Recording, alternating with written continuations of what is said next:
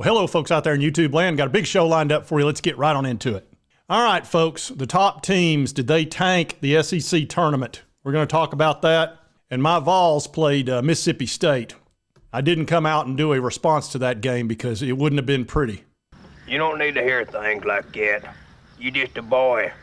You need to think about good thoughts while you're still a boy. That's exactly right. You didn't need to hear things like that. What a mess that was. We got absolutely boat raced. And I'm wondering how much energy Tennessee put into that game. And we're going to take a look at the SEC tournament.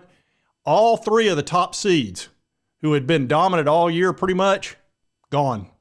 They were gone immediately. It wasn't like they went to the final. They were gone before they even got there, it appeared. And let's take a look at this bracket. As you can see, Mississippi State beat Tennessee. And they moved on. They played Auburn, and then Auburn beat them today at 1 o'clock, 73-66. The number 2 seed played Texas A&M. They got beat by 10 points. And then the number 3 seed got beat by 14 points. And take a look who beat them. Mississippi State was a big-time bubble team. I mean, they were right on the bubble. I think winning that game might have slipped them in, and they'll be in the NCAA tournament. So they had everything to play for. Tennessee, what did you have to play for? Well, just for competitive spirit. I don't understand not giving it everything you got, but I watched that game, and it looked to me like Mississippi State was on fire. And I'm talking about energy and effort. I'm not talking about just scoring. Tennessee looked like they were in slow motion. They were getting the ball taken from them. They were getting bullied. It was kind of ridiculous, honestly. Then you take a look at Kentucky. They were the hottest team in the SEC. They were hot as a firecracker, and they get beat by 10 by Texas A&M. Texas A&M, another bubble team, very much on the bubble. So you had two teams that were absolutely desperate to win, and you had two other teams that are like, do we really want to play that hard? Like I said, I am not a proponent of it, but it appears that neither Rick Barnes nor John Calipari really put a lot of stock in the SEC tourney because it doesn't affect your seed very much. And we've seen that in the past. And John Calipari has pretty much said that. And so has Rick Barnes. They're not huge fans of the SEC tournament. They're just not. And then you look at the number 3 seed, and that's Alabama, and they get beat by 14 by Florida, another team that I believe they're in. But again, winning a couple of games might cinch them up, even though I don't know how much it really matters. You know, the NCAA puts together their brackets, and it's on Sunday. It's the day of the final game of the tournaments that they're dealing with. I wonder how much they really take that into account, unless it's an automatic qualifier if you win the tournament. Because let's take a look at the schedule. As you can see right here, the first round is the 21st. It goes through the 24th, the first and second round that first weekend. Well, 21st is a Wednesday. So let's say you played Friday, Saturday, and Sunday. Let's say you played 3 straight games and gave it maximum effort. Then after that, you're supposed to come back and play Wednesday and probably a Friday. 2 more games. That would be 5 games.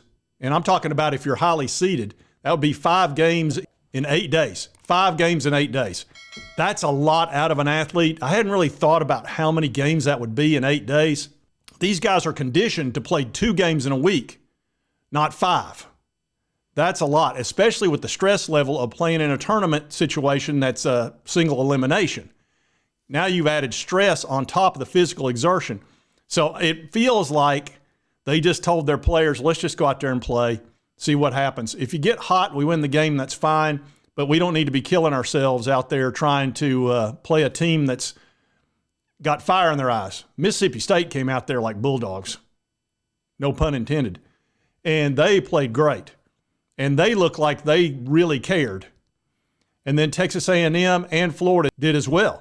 And they beat the 1, 2, and 3 seeds. They were gone. And I'm thinking those coaches are like, well, it's a shame we lost, but I guess we'll just have to get a bunch of rest for our players before we start the NCAA tournament, which is what everybody's going to judge them on. I'll go ahead and tell you, if John Calipari does well in the NCAA tournament, nobody's going to give a crap about this SEC tournament. But it is disappointing for the Kentucky folks because they travel, and I mean they travel big time for this tournament, and it's been called the Kentucky Invitational for years because they usually dominate the gymnasium. It's usually 90% full blue, and he's been going out quite early the last several years. and I think it's frustrating to the crowd. And I can understand that, especially if you spend a bunch of money to go down there. But he's thinking, well, as long as I play okay in the NCAA tournament, that's what they're going to judge me on. And he's 100% right.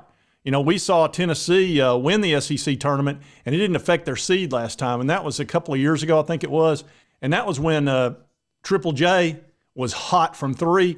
And when Tennessee, especially back then, when Tennessee was hot from three, especially when Josiah Jordan-James was hot, because he can create his own shot, we're going to whoop you.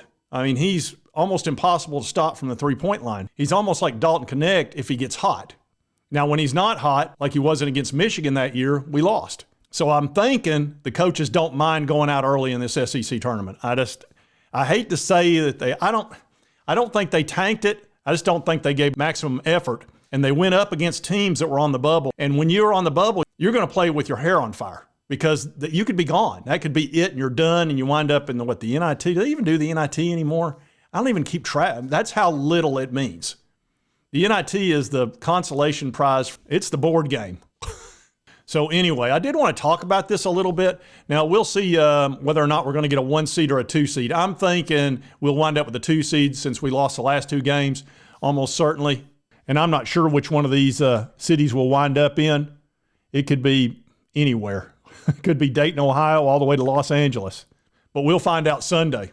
Now, as far as the tournament is concerned, you know, Texas A&M really needs to win another game. That would be great for them is just to win the whole thing and wind up and get an automatic qualification. Then they wouldn't even have to worry about it because they're very much on the bubble still. Florida is pretty tough. We'll see. They're not on the bubble, but they'd probably like to have a victory in this SEC tournament.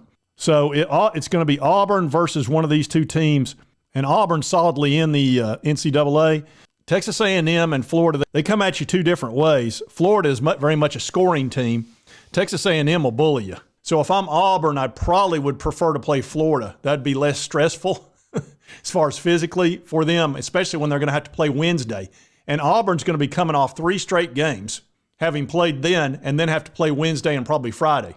And again, what's that, 5 games in 8 days? That's a lot. That's going to put a lot of pressure on Auburn as far as taxing them physically and emotionally. And it's very emotional when you're playing these one-and-dones. So anyway, I did want to talk about this. I'm not making an excuse. Sure, Jan. For how we played against Mississippi State. That was just pitiful. But it does appear to me that the amount of effort that Tennessee put out, and also probably for Kentucky and Alabama, was not max. Let's just put it that way. And those other teams, you know, they brought it. And when you bring it, sometimes you wear out the other team if they don't. Oh, it's already been brought in. So congratulations to them for winning. But this SEC tournament, they need to start taking this into account in the seeding if they want teams to max out and make these tournaments very important to themselves. Otherwise, they're just going to lay down. Your top 4 teams or your top 3 teams, they're just going to lay down and say the heck with it. There's nothing in this for us. We're going to the NCAA tournament no matter what. The SEC tournament's not that big a deal to us. We'll just take the rest. And they'll pretend like they're upset and do all that. But I don't think they're that upset. Yeah, it's just an opinion. You may totally disagree, and that's totally fine. I got no issue with that at all. If you like this content, be sure to hit that like button. Let's continue to cover all the big SEC stuff and the college news. And of course, my Vols and that. What an awful, awful game. And if you want to subscribe, just hit this little button right here. Costs you nothing, helps me out. And right over here is the most recent video YouTube thinks you'll enjoy based on your viewing history.